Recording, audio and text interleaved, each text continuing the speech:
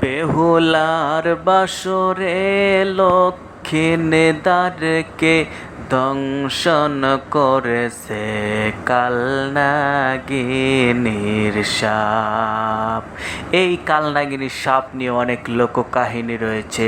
বেহুলার ঘরে লক্ষ্মীন্দারকে লোহার বাসরে কামড়ে দিয়েছিল এই কালনাগিনী সাপ। অনেক বৈচিত্র্যময় কল্প কাহিনী কিন্তু এই সাপকে ঘিরে রয়েছে। আসলে এই সাপটা কি আসলে অত বিষধর?